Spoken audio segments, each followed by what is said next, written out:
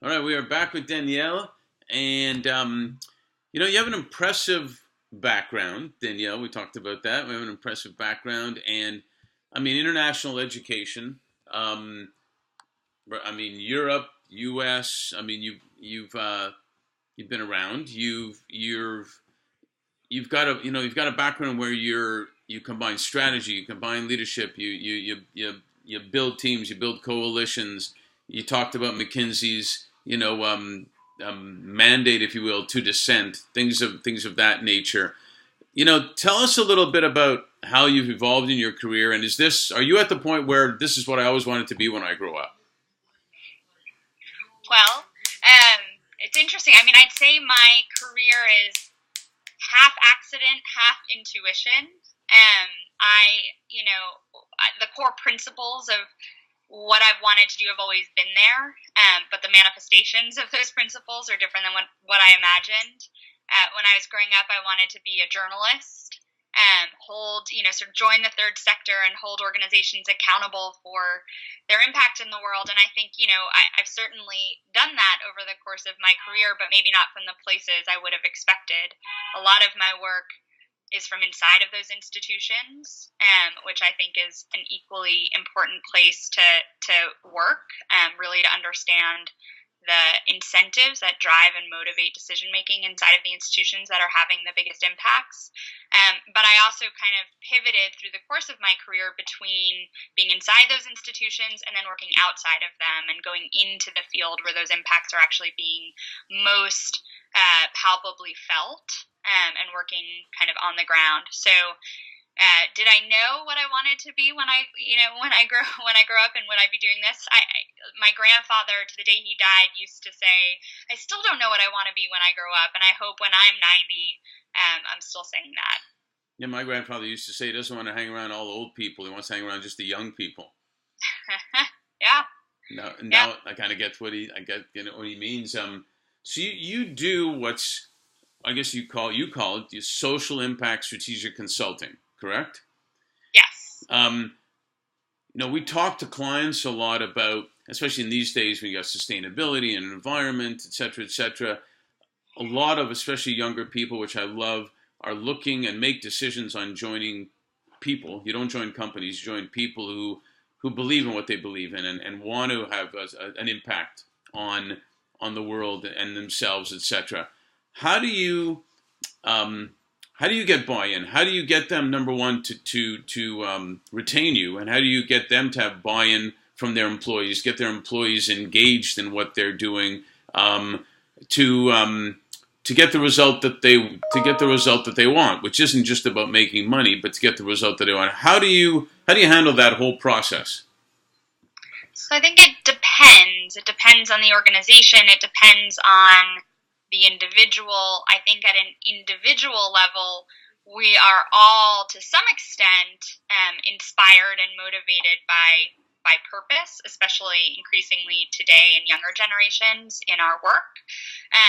But everybody, even for the most sort of the biggest naysayers, I would say, around this sort of intersection of business and society, everyone wants to tell a story that they're proud of, wants to go home to their family and tell a story that they're proud of. So a lot of times working with individuals inside institutions who may not share the same sense of purpose, it's important to, help that person feel proud of some of the feel one, a stake in what you're doing by giving them some kind of a role, but then secondly, making it a source of pride for them so that they have a story to go home and tell their family that they can feel proud of. So social impact work really is a source for a lot of very inspiring stories. So that's why I think you see a lot of the emergence of storytelling as a field unto itself. Right.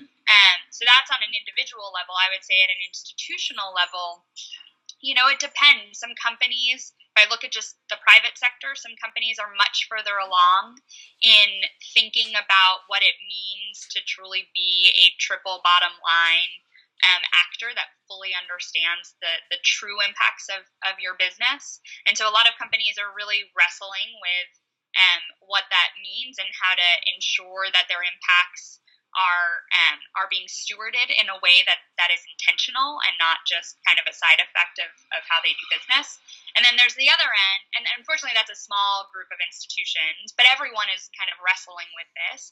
But at the other end, I would say there's a lot of institutions that are like kind of uncertain, not really sure, have a lot of external pressure on them right now, whether that's from, shareholders all the way to consumers to talent that they're trying to recruit. There's a lot of questioning going on about like what is the role of business in society. And so, it's sort of in that discussion that I try to insert myself and try to shepherd or help companies kind of wrestle with the answer to that question and what that looks like for them.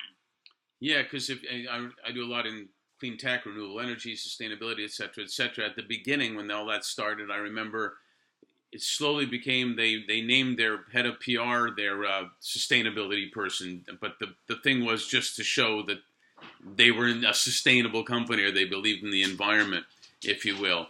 And then it started evolving a little bit more than just a PR move. It was almost like, green, everything became green something because they believed in green. But now it's gone well beyond that, where like you say, and what impacts our clients is to attract the right talent, they have to really be that. And you're talking, the language we talk and younger people talk is what's their why. And I've got candidates all the time wanting to know what is their why? In fact, when we take on searches from clients, we ask all the management people what's their why and making sure everybody's aligned and consistent. I kind of get a sense already, but tell us your why and your business why, and also how do you use that, or do you use it in different ways when you work with clients that are global, when they have different cultures, different things going on? How does that all come together? So I feel pretty lucky that my entire career has been, in a lot of ways, guided by the invisible hand of my why.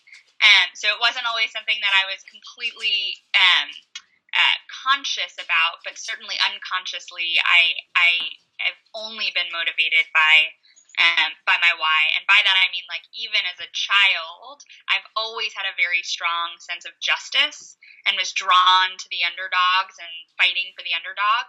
And so I think to some extent that is essentially the approach that I have in my career, which is to work with, organizations and people and on issues that are very much tied to the injustices that we see in the world or the inequities that we see in the world. And so whether that's working with people who lack access to education, whether it's working on issues of access to basic health, whatever it might be, it's looked very different at different points in my career. I fundamentally think and have come to a much more radical view of this as I get older, and as the problems become much more visible, but that we are at this, really important juncture on this planet where, we are in a system that's grounded on this belief that there is infinite growth, and yet there's limited resources, and we know that. So, I think my why very much drives my desire to kind of figure out where I fit in that puzzle and where I can have the most impact in terms of stewarding, our resources and the organizations that I have influence with, so that they can be better stewards of our resources. Otherwise, we're making this planet uninhabitable for ourselves, and that is not an answer I'm okay to live with. And I agree with you. And do you find different cultures approach it differently? Some think it's more important, some think it's less important. Some I've realized that it is a key factor in attracting the best people, et cetera, et cetera. I think it depends on what, who we're asking, what lens we're looking at that question through. I would say different cultures certainly have a very different sense of their kind of role in stewarding kind of the planet's resources.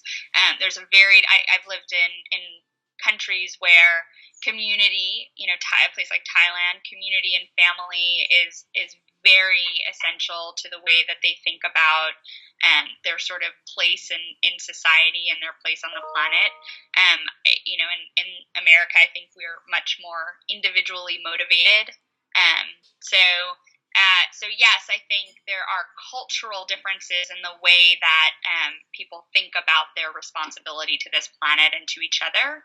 And then I think when you look at the institutions operating within those different countries, there's tension. So an American company in Thailand is going to operate very differently than the sort of local culture allows. So there's certainly some of that tension in the way that business operates, location and location. Yeah, that's a great point. Alamo had been a client of mine for years, and 89 or 90, they named one of their HR people the director of wellness. Mm-hmm. And it was like everybody said, well, that's kind of artsy fartsy. I mean, they got to give them a couple of treadmills and a job and they should be happy, basically. But it was almost revolutionary that they actually did it at that point. Social impact, whatever. They realized, who knows if they even realized totally where it was going to, but they realized that, if our employees are healthier, they're actually going to perform better and they're going to be happier, et cetera, et cetera. It kind of relates, don't you think, to a lot of things you're talking about? Yeah, one of my favorite stories is the one that Bill Gates tells about his decision to focus on global health at the beginning of the Gates Foundation.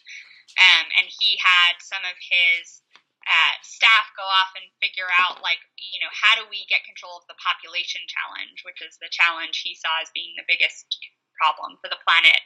And they all came back and said, invest in global health. And his first, response to that was, well, why health? Don't healthier people have more children? And it was actually the opposite, and the research showed that. So it was, it's interesting to sort of hear about, sometimes the reality is the exact opposite of what you would expect. And he even went after getting better toilets out there and stuff like that. And that has branched off into all sorts of different places for the foundation. Yeah, who would have thought toilets would lead to everything? Tell us a little bit more about, how your experience at McKinsey has helped meet the challenges. You've done some amazing stuff. Like you said, and you can explain it more. The Empire State Building and the Vatican, working with them, and we have a pretty large audience, and I think it'd be interesting to hear some of these stories that you have and how McKinsey has impacted what you do now and the projects you've taken on and the success you've had doing it. So I'd say McKinsey taught me a lot. I was there for 7 years, really working at what was effectively a startup inside of McKinsey. So really when they were starting to look at how to coalesce all the work that they were doing around social sector topics. I learned a lot in those 7 years. I would say if I had to kind of narrow it down to just a few things, one of the biggest things I learned was, and this is going to sound a little cheesy, but was to dream big. I think, McKinsey basically taught me that you should have no limits to the ideas that you put in place, and that as long as you put the right talent and the right management in place, you can pretty much do anything, or at least you should try, even if you might fail. And everything we do, the very core of everything I did when I was at McKinsey was very much about a big dream, from thinking about how we can deploy McKinsey's resources in a way that solves youth unemployment to how we actually fix big national health systems. So dream big was one, and I think if you mentioned the Empire State Building, one of the things that I worked on last year, and I'm still working with the folks that created Racing Extinction, which is a film about the sixth mass extinction that came out last year, and the filmmaker's dream was to project a film about endangered species onto the Empire State Building, which has never been done before. And we absolutely, a very dear friend of mine who executive produced that, we helped basically make that a reality. So I think, if anybody had said you're crazy, and there were plenty of people telling him that, it may never have happened. And it was a very important, I think, call to action and this beacon of alert and alarm to the world about what the problems are. So dream big. I would say another one, McKinsey it definitely taught me about kind of demystifying complexity. Complexity is something that I thought a lot about at McKinsey, and I think a lot about now, because the world is so complex, is increasingly complex, and the issues we face are so entangled. And so McKinsey, a lot of the work we did was disentangling complexity. So taking what seemed like a really complex set of problems and kind of boiling it down to its most essential parts and looking at the problem in pieces that could be solved and figuring out what the right solutions to that are. And we did that in sustainability. We did that in education. And it was very instructive to the work that I do today. Yeah, McKinsey, I want to do consulting with the governments to make that. I like demystifying complexity, I think is a great term, actually.